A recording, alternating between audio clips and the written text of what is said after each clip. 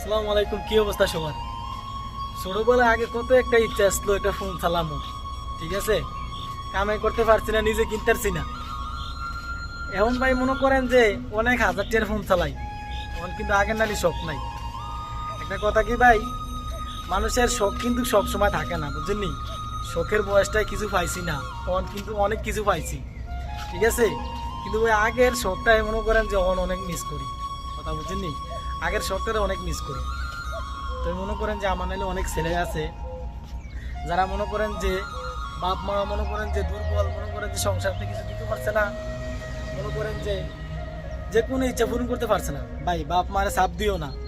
হয়তো মনে করে যে আজকে তোমার মনে দুঃখটা তোমার ভাই বোঝে না, এটা মনে করতেছো, তুমি যেদিনকে বাপ হইবা এদিন ঠিকই বুঝবা যে আসলে বাপ মাই কি আর ইচ্ছাগুলো অপূর্ণতা থাকতো, কথা বুঝছো? অন বোঝো না তো, যখন নিজে একদিন বাপ হইবা তখন ঠিকই বুঝবা বাস্তবতা কিরকম। ভাই আমরা জিরো থেকে হিরো, মনে করেন যে আমরা হারানোর ভয় করি না। আমরা মনে করেন যে নিজের সফলতা মনে করেন যে আল্লাহর রহমত এই পর্যন্ত আইছি, কথা বুঝলি? ইনশাল্লাহ ধৈর্য ধরেন, সব কিছু ঠিক হয়ে যাবে ইনশাল্লাহ।